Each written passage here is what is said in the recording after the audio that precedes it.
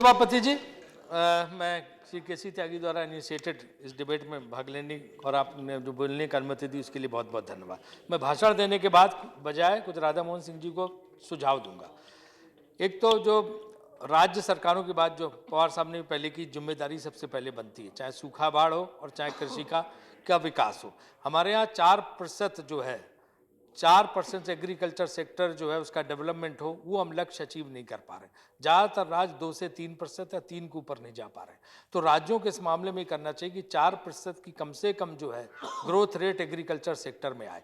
और मुझे याद है नरसिम्हा राव जी ने इसमें जब प्रधानमंत्री बने तो उन्होंने ग्रामीण विकास और कृषि के लिए सबसे पैसा देना शुरू किया। उसके बाद सारी सरकारों ने उसको कंटिन्यू किया।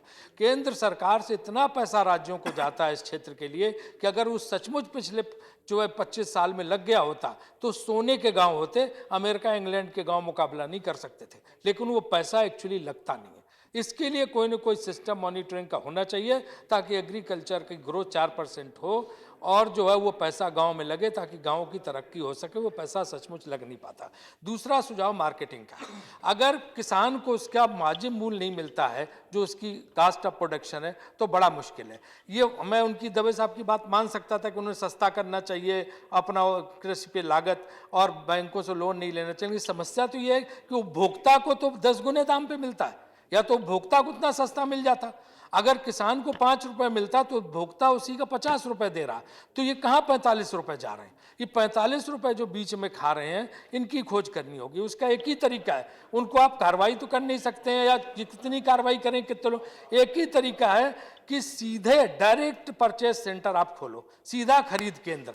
ये जो भाटिया बीच में जाते हैं लेने दलाल, उनके बजाय अगर सरकार और राज्य सरकारें मिलकर किसान के यहाँ से 10 गांव पे एक खरीद सेंटर हो, वहां जाके बेच दे और आप रिटेल चेन से, ये रिटेल चेन लेने को तैयार हैं, उनसे आप खुद प्रॉफिट गवर्नमेंट ले बीच में और रिटेल चेन को आप सप्लाई करा दो। वो रिटेल चेन तो वही 50 की चीज 20-25 रुपए में उपभोक्ता को मिलेगी, किसान को भी 5 के बजाय 10 से 15 रुपए मिलेगा और 5 रुपए बीच में गवर्नमेंट को भी मिलेगा। तो इसलिए मैं कह रहा हूं कि उस समय विरोध किया था आपने, लेकिन ये बहुत फायदेमंद चीज है। डायरेक्ट रिटेल सेंटर से कंज्यूमर को भी एडवांटेज है, सरकार को भी बीच में पैसा मिलेगा और किसान को 5 का 10 या 15 रुपए मिलेगा। दूसरा सुझाव आपको ये है, क्योंकि आप अंतर देख लो, आप साउथ एवेन्यू में एक सब्जी खरीदो, वो आपको पड़ेगी कम से कम 50 रुपए किलो, और आप आजादपुर मंडी के पास चले जाओ, वही सब्जी मिल रही है 20 रुपए में। तो 30 रुपए 1 किलो पे इतना रेट भाड़ा है क्या कि वहां आजादपुर मंडी के पास खरीदो,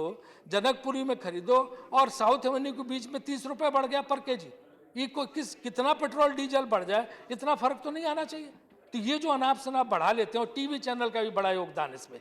वो क्या होती है, अपनी स्टोरी बनाने के लिए अगर कोई चीज़ 50 रुपए में बिक रही है तो बोलेंगे 80 रुपए किलो टमाटर हो गया, 90 रुपए किलो प्याज हो गया। तो वो जो बेचता है वो सोचता है यार हम सस्ते में बेच रहे हैं, हम तो 50 ही बेच रहे हैं, टीवी पे आ रहा है कि 80 रुपए में बिक रहा, तो तुरंत वो 80 कर देता। तो इसलिए जो है इस मामले में आपको मार्केटिंग सिस्टम स्टैब्लिश करना चाहिए, डायरेक्ट परचेज सेंटर खोलने चाहिए। दूसरा सुझाव ये। तीसरा सुझाव ये है कि क्योंकि एमएसपी जो है, एमएसपी आप जो देते हैं मिनिमम सपोर्ट प्राइस, वो तो आप घटाते जा रहे हैं किसान का, किसान उससे तबाह हो रहा, और कंज्यूमर को जो मिल रहा है, उपभोक्ता को, खरीदार को, वो दाम बढ़ते जा रहे हैं। तो इतना गैप कैसे आ रहा कि किसान का कम हो रहा है एमएसपी और कंज्यूमर को ज़्यादा मिल रहा? तो इसका अंतर कहाँ जा रहा है, ये आप पता लगाइए और इसको रुकवाइए।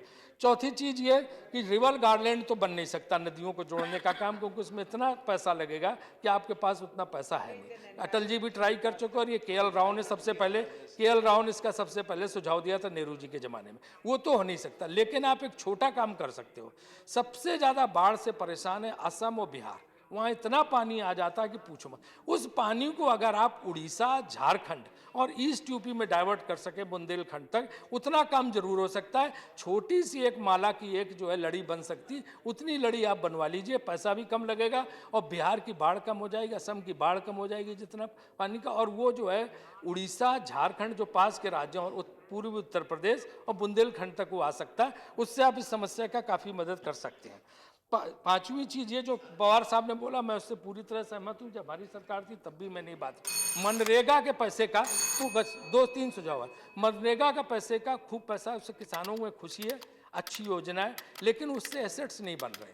और जो ये उसका एसेट्स बनाने के लिए उस पैसे को डाइवर्ट करना चाहिए कि अगर वो पैसा मिलेगा लेकिन उससे कहीं स्कूल बने, कहीं गांव में कम्युनिटी सेंटर बने, चाहे आंगनवाड़ी बने, चाहे जो है नेशनल, अगर उसके 10 किलोमीटर के पेरिफेरी में कोई नेशनल प्रोजेक्ट चल रहा उसमें उन्हीं लोगों को काम करने भेजा जा सकते हैं, तो आपको टोटल जो नेशनल प्रोजेक्ट पर खर्चा आता वो भी बच जाएगा। इसलिए जो मनरेगा के काम का मैंडेट जो है जरूर चेंज करें। मैं बोल सकता हूँ जयराम रमेश होते तो विरोध करते हैं, अच्छा अभी बैठे नहीं है, इसलिए मैं ये सुझाव आपको दे रहा हूँ कि आप इसको नोट कर लीजिए।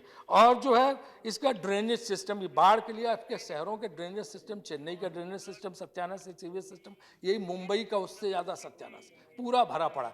ये राज्यों से कहिए कि ड्रेनेज सिस्टम, चाहे आपकी जो जवाहरलाल नेहरू योजना है, इससे चाहे पैसा लगवा के आप ड्रेनेज सिस्टम को ठीक कराइए JNREGA के जरिए, और उससे जो है, वरना ये जो वाटर लॉगिंग शहरों की एकदम रुक जाएगी, वरना बड़े मेट्रोपॉलिटन उसके चक्कर में फंस जाएंगे, वो बाढ़ का मुकाबला आप नहीं कर पाएंगे। और इसके अलावा जो है आखिरी सुझाव ये है कि भाई मराठवाड़ा की जो समस्या है बहुत गंभीर, हम भी चिंतित हैं। आप इसमें डिप्टी चेयरमैन साहब, उसके चेयरमैन, इनके लिए सुझाव है कि अगर आप सांसदों को सबको उसमें भी छूट दें कि एक एक गांव एक एक सांसद अडॉप्ट कर ले सांसद निधि से, और पानी के लिए वहाँ पे कुछ कर दे, क्योंकि बहुत नीचे पानी है, उसके लिए अगर वो सांसद निधि से पैसा दे सके 50-50 लाख, 25-25 लाख एक एक गाँव लेके, तो उससे काफ़ी मराठवाड़ा काम हो सकता। हमारे जो है, धन्यवाद, मेरा भाषण पूरा हो गया। Thank you very much. Minimum support price अरहर की दाल का घोषित किया गया था, वो 46 रुपए किलो था, और वही जब बाजार में कंज्यूमर को खरीदनी पड़ी वो 200 रुपए प्लस हो गई। जो राजेश शुक्ला कह रहे थे, मैं इनकी बात को करने के लिए कहना चाहता हूं, 46 रुपए किलो हमसे और 200 रुपए प्लस हमारे परिवार का जो बच्चा शहर में रह रहा, ये बीच में कौन खा रहा है? हमको नहीं मालूम। धूमल की एक कविता है, एक आदमी रोटी बेलता है, एक आदमी रोटी सेकता है, एक तीसरा आदमी और है, इस पर मेरे देश की संसद मौन है।